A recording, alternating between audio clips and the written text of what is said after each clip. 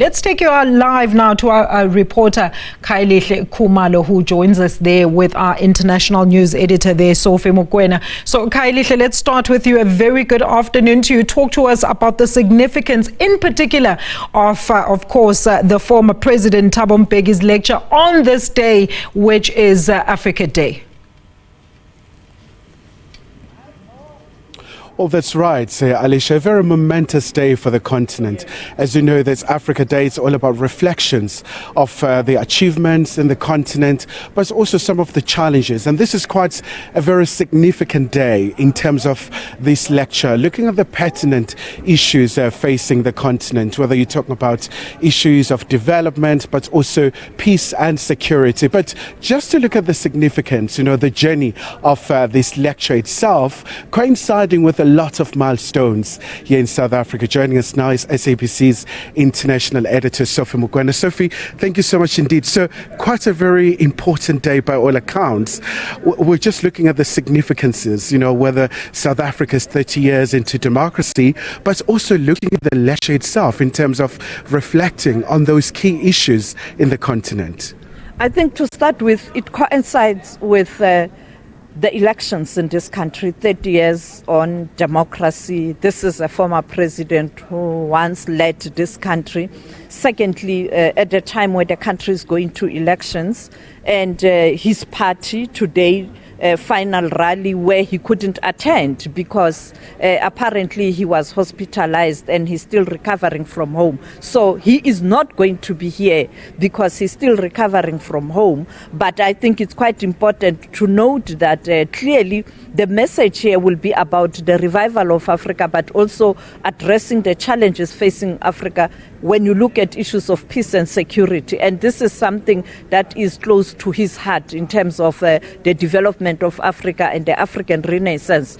Since it was launched 15 years ago, this will be the first time where he is not at the lecture, even though most of the time the people who are delivering the lectures are guests from different parts of the continent and also in relation to the diaspora. And I think we are going to hear the message, the recorded message by the former president, and we will get a sense of his views at this juncture where Africa is facing a myriad of challenges like the war in the eastern part of the DRC, the Sudan question, but also including the question on the statehood of Palestine. And just once again, Sophia, I was looking at the theme of the lecture. It's about the context of Africa internationally and also this new scramble for resources in Africa and how in some instances we've seen the natural resources becoming a cause of conflicts, of instability, as you talk about Eastern DRC. You are correct, because when you look at what's happening on the continent, the youngest population and the untapped market of 1.2 billion people, and there's a scramble for the continent. And therefore the question is, how do you ensure that this time around we don't see the recolonization of Africa and the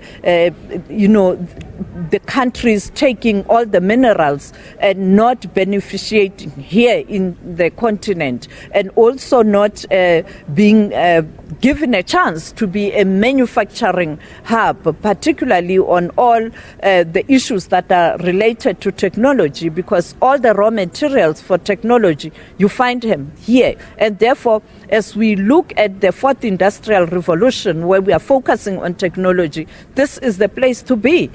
But you cannot allow this raw mineral resources and also all what you use for perhaps the clean energy, as you know, the batteries, you need raw minerals from Africa to do that.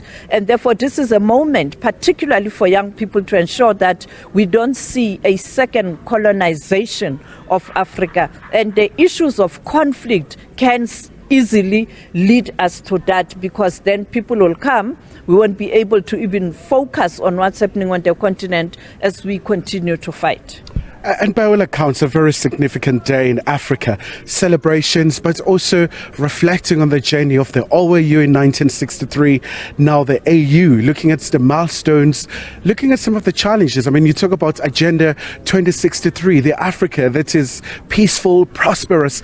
This is also another opportunity to reflect on those key issues. You are correct, Kaya. You know that South Africa played a prominent role in the launch or the transition of the Organization of African Unity to the African Union that we have. And you know that he was the first chairperson of the African Union. And also he played a prominent role in terms of the development of NEPAD, the development of the APRM mechanism to monitor countries, and also just to build the structures and the organs of the AU.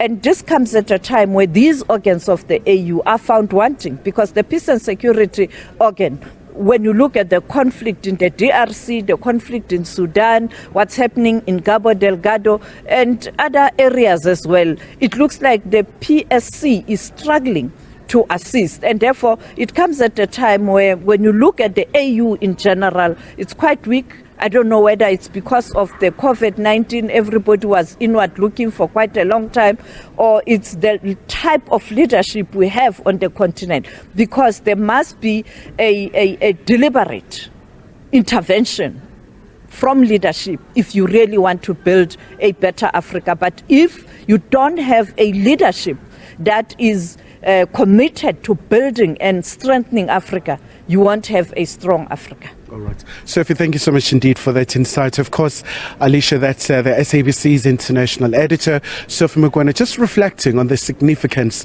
of today. So we're expecting to hear from the Senegalese diplomat, Professor Abdoulaye Bathily, to really reflect on a myriad of issues facing Africa. And this is someone who really knows the continent so well. Currently, he's one of the representatives of the UN Secretary General, Antonio Guterres, in Libya, trying to rebuild a country that has been decimated by instability for some time. So we do understand the lecture will be here at 6 p.m. So with that, back to you in studio. Kailihle Khumalo, the SABC News reporter, joining us live there from, of course, the annual Thabo Mbeki lecture.